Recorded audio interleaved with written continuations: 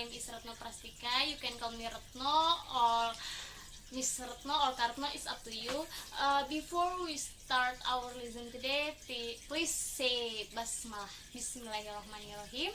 And please open your book, Module 2, Unit 4, page 15. Okay, today we will learn about simple past tense and past continuous. Apa sih past tense and past continuous dan apa sih perbedaannya dari dua grammar ini? Simple past tense itu digunakan untuk menyatakan kejadian di masa lampau dan sudah terjadi dan sudah selesai permasalahan itu.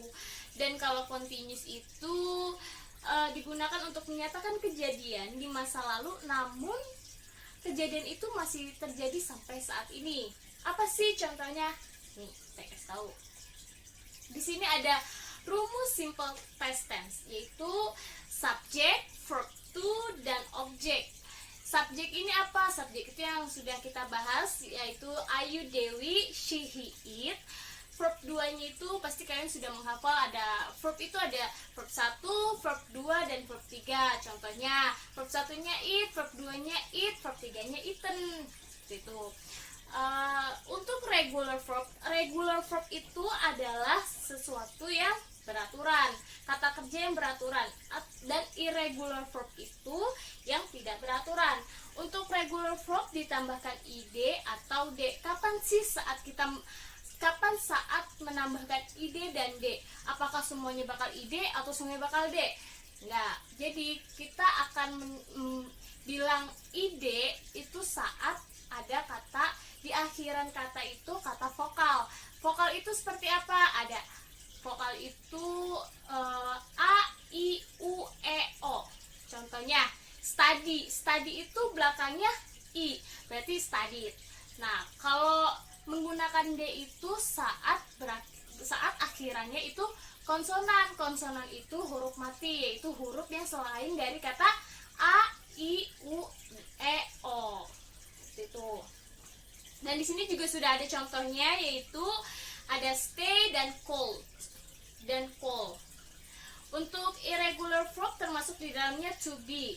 Bentuk kata kerja keduanya sangat berbeda. Contohnya go, give, say. Nah, go itu verb 2-nya when. Go, when, gone. Tuh. Makanya di sini menggunakan verb 2. Give, gave, given. Terus say, said. Dan contoh kalimatnya, Abdul went to Bali for holiday last Sunday. Abdul pergi ke Bali untuk holiday di minggu yang lalu. Seperti itu.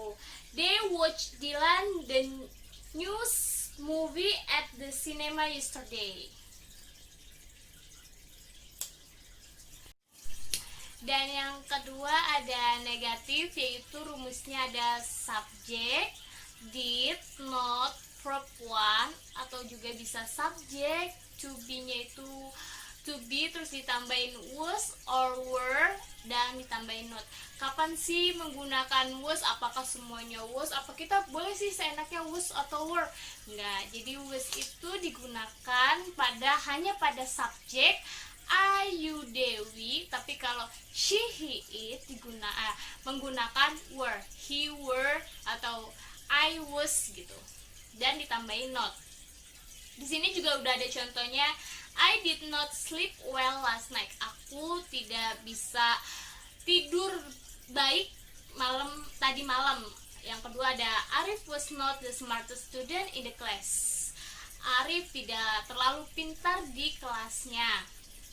Dan ada lagi kalimat interrogatif. Interrogatif yaitu kalimat tanya atau question. Ya, rumusnya ada did, subject, verb 1, atau was atau were ditambah subject. Maksudnya di sini kalian bisa menggunakan did atau kalian juga bisa menggunakan was atau were untuk kalimat tanya. Contoh ada did you see my bag on the table? Kamu ngeliat nggak sih tas aku di atas meja? Atau was the movie so fantastic? Dan Di sini kan tadi kita sudah menjelaskan tentang simple past, sekarang pindah lagi saya menjelaskan tentang past continuous. Past continuous itu positif, contohnya past continuous itu kan tadi sudah dijelaskan. Nah, ini ada rumusnya. Untuk yang positif itu ada subject, be, was, or were menggunakan verb ing. Pokoknya nih, kalau continuous itu menggunakan verb ing, pasti diakhiri dengan kata ing. Contoh nih, she was waiting for you yesterday. They were discussing my birthday party. Negatif. Subject. Rumusnya ada subject, be, was, were, not, verb ing lagi. Contohnya ada she was not waiting for you. Di sini kalian bisa mengerjakan exercise dari past continuous. Kalian tinggal jawab doang nih, tambahin verbnya doang.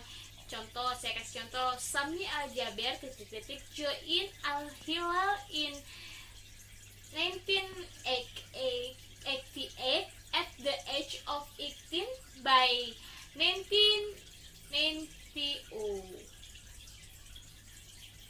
Jadi kalian tinggal ngerjain doang. Jadi jawabannya yes, joining.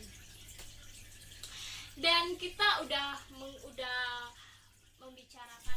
Jadi tadi saya sudah menjelaskan tentang present, past tense, dan past continuous. Sekarang saya menjelaskan tentang could dan could not. Could itu merupakan bentuk lampau dari kata can atau bisa.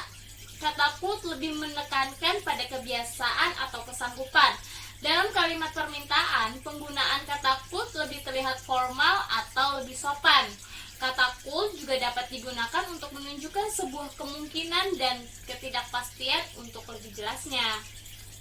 Contohnya, when I was young, I could run for 100 mili without getting tired. Could you help me please? Could you help me please? Bisakah kamu membantu saya? Dan sekarang tadi sudah could itu berarti bisa. Gimana sih kalau kita menyatakan kita nggak bisa? Yaitu menggunakan could not, atau kalian tinggal menambahkan nt di belakangnya. Bentuk negatif dari kata could untuk menyatakan tidak kemampuan pada masa lampau, kita menggunakan could not. Rumusnya itu ada subject could not atau could ditambah verb 1, atau menyatakan bahwa sesuatu tidak mungkin atau mustahil terjadi pada masa lampau. Rumusnya ada subject, could not, have, dan verb 3. Contohnya di sini ada she could not play guitar. They could not stay here. And then saya juga akan menjelaskan tentang had to dan did not. Have to.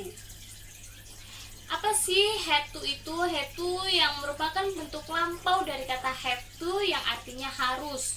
Jadi sebenarnya itu ada must, can, dan have to. Nah, can ini kata lampaunya itu could, have to ini kata lampaunya had to.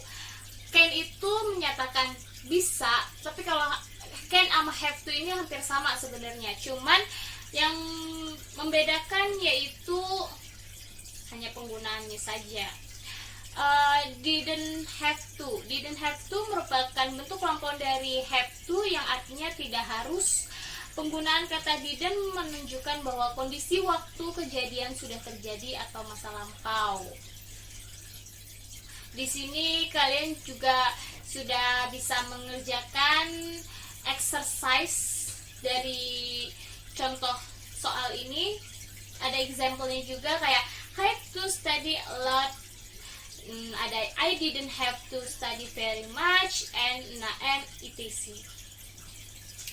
So thank you for watching. I hope you understand what I mean, what I explaining.